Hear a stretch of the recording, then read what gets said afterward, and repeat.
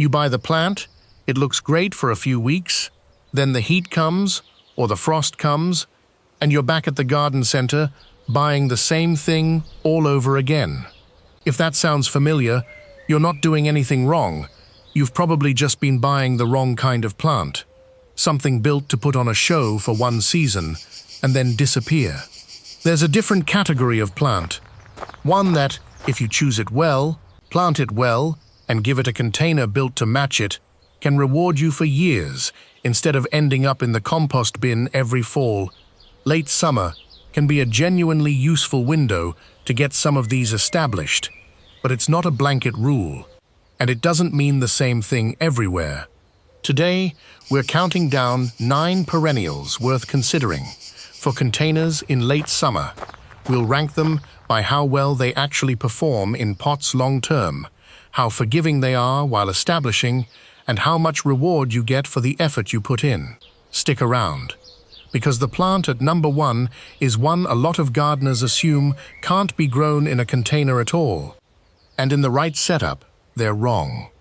Before we get into the countdown, quick and useful, if you want the next videos in this series, including deep dives on individual plants, winter protection strategies, and full container setups, go ahead and subscribe now and turn on notifications so you don't miss them. And if you've had a perennial die on you in a pot before, drop a comment about which one. It'll help shape what we cover next heat. Here's the honest version of the August logic. Soil in a container holds heat well into late summer, and warm soil can encourage root growth even after top growth slows down.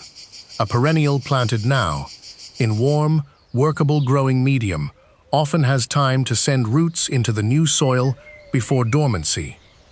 And that can mean a stronger plant next spring. But that only holds true where late summer conditions are moderate enough for the plant to establish without being overwhelmed. If you garden somewhere with a mild or moderate late summer, this window tends to work in your favor. If you're in a very hot, dry region, planting now means managing heat stress from day one. And in some cases, it may be smarter to wait until temperatures ease before putting a new perennial in a pot. If you're somewhere with an early frost, count backward from your expected first frost date and make sure there's genuinely enough time left for roots to establish before the cold sets in. Late summer in the UK is not the same as late summer in the American Southwest. And late summer in coastal Canada is not the same as late summer in inland Australia. So treat the calendar as a starting point, not a rule, and let your local climate and frost timing make the final call. One more piece of groundwork. Buy container-grown plants rather than bare root ones this time of year. Container-grown plants arrive with an established root ball and transplant with far less shock. And whatever you plant, expect to water more in the first few weeks than you will once it's settled in beach ways. Let's start the countdown. Number 9. Astilbe. It opens the list because it solves a problem a lot of patio gardeners have. Shade. If your space gets dappled light or only a few hours of morning sun, Astilbe gives you feathery, plume-like flowers. Where most perennials would sulk, go with a container, at least 12 to 14 inches wide, and just as deep, with good drainage holes. Astilbe is not a drought-tolerant plant. Don't treat it like one. It wants potting mix that stays consistently moist, closer to a damp sponge than dry, crumbly soil, and containers dry out faster than garden beds, so that moisture demand is higher than it would be in the ground. In hotter climates, planting now can work, but the plant will likely need protection from harsh afternoon sun while it establishes. Compact or dwarf cultivars tend to adapt to container life more easily than larger varieties. And in colder regions, plan on moving the container somewhere sheltered or insulating it once temperatures drop hard in pots. The mistake gardeners make with Astilbe in pots is letting it dry out even once during a hot stretch. The foliage crisps and often won't fully recover that season. Mulching the surface with bark or gravel helps slow moisture loss, especially if the pot sits in direct afternoon sun. Number 8. Coral bells. Also sold as heuchera, they're one of the more naturally container-friendly plants on this list, thanks to a compact, relatively shallow root system that doesn't demand a huge pot. 10 to 12 inches wide is often enough. What makes coral bells worth watching for is the foliage. Depending on variety, you get deep purples, warm ambers, or near black reds that hold their color most of the year, not just during a bloom window. That gives a container visual interest, even when nothing is flowering. Use a well-draining mix, and keep the crown positioned at soil level rather than buried. Light tolerance ranges from partial shade to a few hours of direct sun, depending on the variety, though intense afternoon sun in hot climates can scorch the leaves, so check what your specific cultivar prefers. Established plants can perform well in the same container for a few years, but they're not maintenance-free indefinitely. Most benefit from division or a soil refresh eventually. The common mistake is planting the crown too deep. Coral bells are prone to rot if the base sits below the soil line. Number 7. Sedum, also called stonecrop, is next, and it's one of the strongest low-maintenance options on this entire list. It's a succulent-leaved perennial, built for neglect, which makes it a strong candidate for anyone who travels or simply doesn't want to fuss over their containers. Use a wide, shallow container for most varieties. Sedum's roots don't need much depth, though it appreciates surface area to spread. Drainage is non-negotiable here. Amend the mix with grit or perlite, because sedum sitting in soggy soil fails far more often than sedum left on the dry side. This is the plant to keep firmly separate in your mind from moisture lovers like Astilbe or Hosta. Water it sparingly and let the soil dry between waterings. Late summer planting suits sedum well across most Western climates, since it establishes quickly and handles heat that stresses more delicate perennials. Taller varieties like Autumn Joy produce broad, rust-colored flower heads that pollinators appreciate right as many other plants are winding down. The one mistake to watch: overwatering out of habit. If you're used to checking on thirstier plants daily, sedum can rot from that same routine. Number 6. Reblooming Daylily. Daylilies have a reputation as a garden bed plant, but dwarf and reblooming varieties can genuinely do well in containers, and they solve a specific problem: reliable color through the hottest part of summer, when a lot of perennials take a break. Be realistic about size. You'll want a container at least 14 inches wide and deep, since daylilies build a substantial root mass over time. Full sun generally produces the best flowering, though a little shade is tolerated. And it's worth knowing that not every daylily cultivar adapts to container life equally well. Some compact, container-bred varieties will outperform standard garden types by a wide margin. Planted in late summer, where the climate allows, daylilies often have enough time to root in before dormancy, and some reblooming types may still throw a flush or two of flowers if the weather cooperates.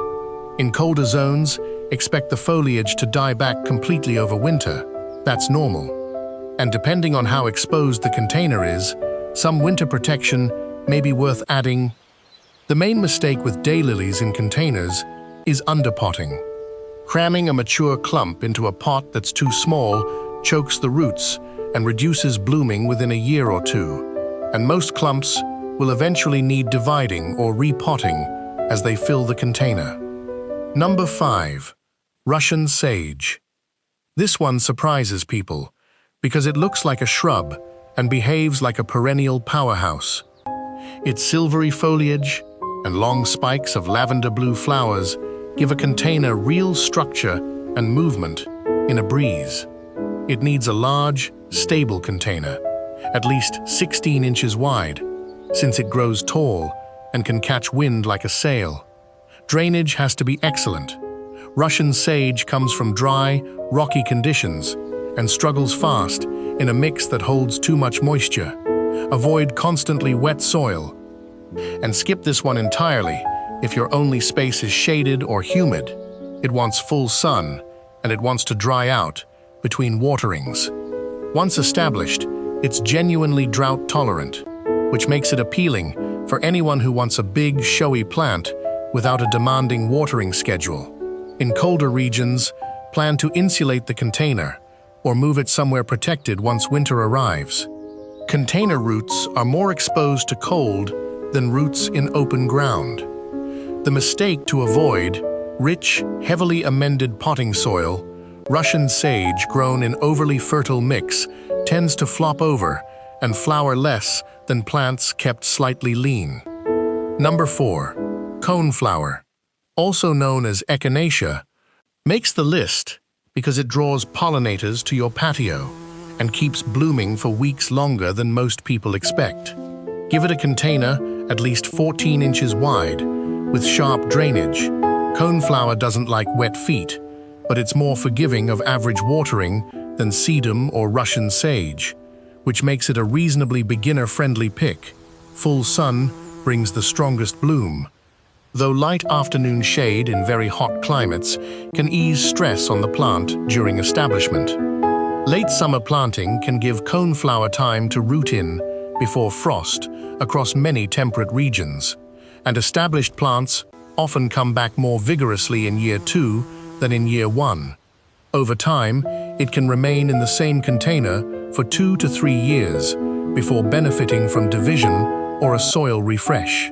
One thing worth correcting: leaving spent flower heads through fall is a nice option for birds and winter interest, but don't treat it as a guaranteed way to improve the plant's winter survival.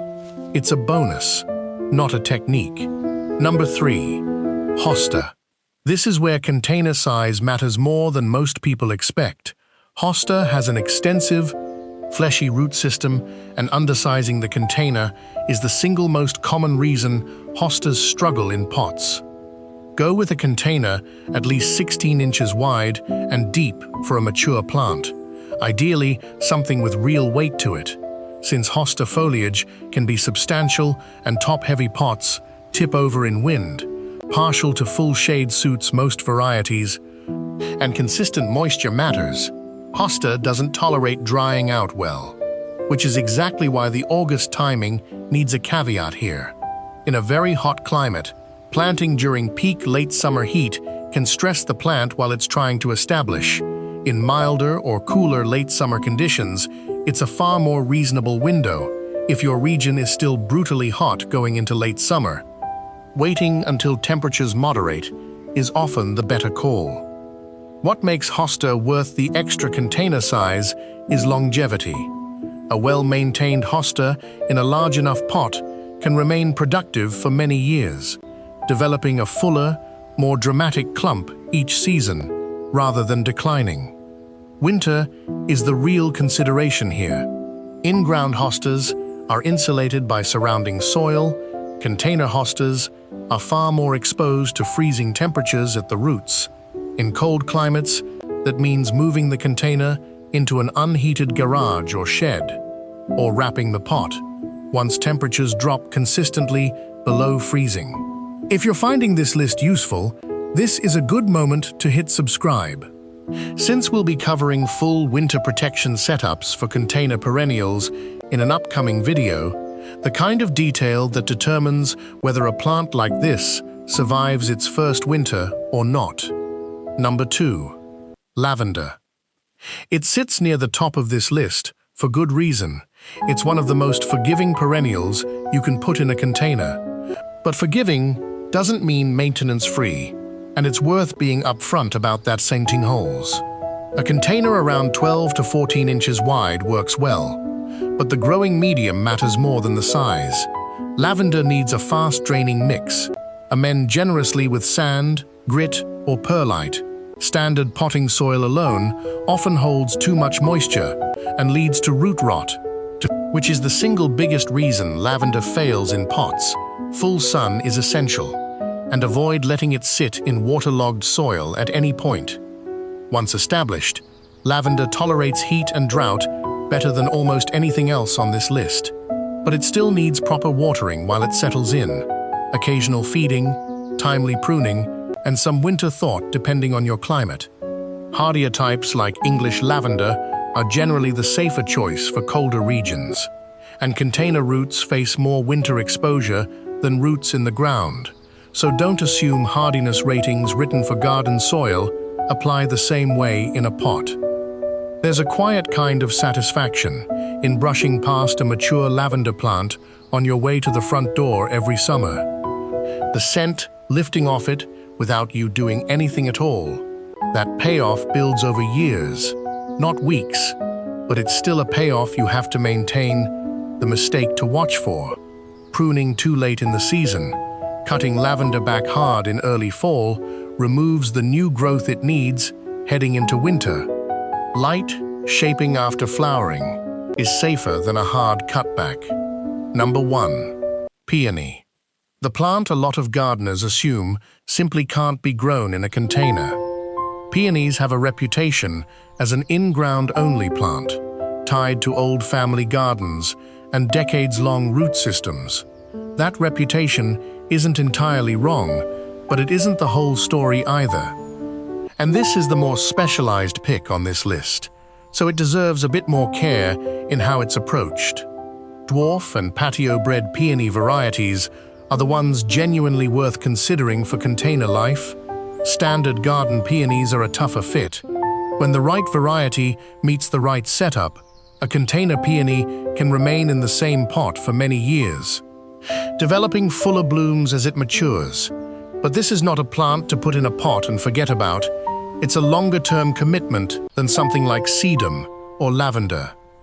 The container is where people go wrong. Peonies need real depth, at least 16 to 18 inches, because their root system, called a tuberous crown, needs room to develop properly. Too shallow a pot and the plant may survive, but never bloom well. Drainage has to be excellent, since peonies are prone to rot in soggy soil, and full sun generally produces the strongest flowering. Planting depth is critical and specific. The eyes, or growth buds, on the crown should sit no more than an inch or two below the soil surface, buried too deep. A peony may grow leaves for years without ever producing a flower. When in doubt, plant it slightly shallow rather than slightly deep. Late summer planting can suit peonies in milder western climates, giving the crown time to settle before dormancy. In colder regions, container peonies need more winter protection than in-ground peonies, since the roots aren't insulated by surrounding earth. Move the pot somewhere sheltered or insulated once hard frost sets in. Under the right conditions, a properly established container peony can go on blooming for well over a decade. That's not a guarantee. It's a genuine possibility when the variety, container, and care line up. But when it works, it becomes something closer to a family fixture than a seasonal purchase. The kind of plant people remember standing next to on a porch year after year. Now, 3 mistakes that can undo an otherwise good late summer container planting, no matter which of these 9 you choose. First, watering on a fixed schedule instead of checking the actual soil. Late summer heat changes how fast containers dry out, sometimes day to day. A schedule that worked in June can leave a pot bone dry by late summer. Check moisture with a finger a couple of inches down before watering, rather than watering on autopilot.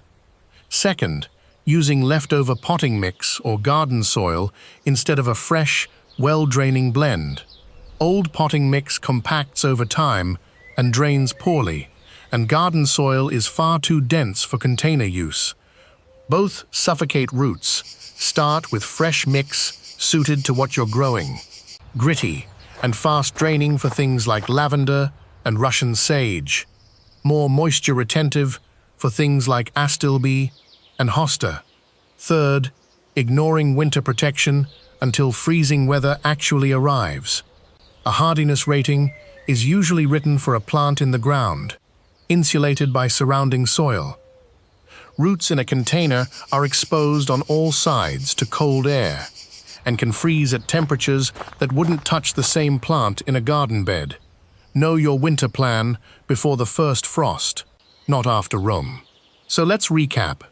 Astilbe brought shade tolerance and long-lasting blooms for gardeners. With moisture on hand, coral bells offered color without demanding a big pot. Sedum rewarded genuinely low-effort care. Daylilies delivered reliable summer color in the right size container. Russian sage brought structure and drought tolerance for sunny spots. Coneflower kept the pollinators coming. Hosta rewarded a properly sized container with years of fuller growth once the timing was right for the climate. Lavender combined fragrance with real, if manageable, care needs. And Peony, against its reputation, proved it can become a decade-spanning container centerpiece when the variety, depth, and drainage all line up. None of these plants are plant it and forget it. That's the honest takeaway. But choose a suitable perennial, establish it correctly, give it the right container, and it can reward you for years instead of needing to be replaced every season.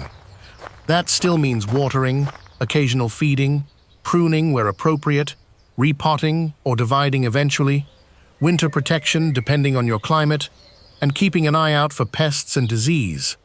The difference is that the effort builds something, instead of starting over from nothing every spring.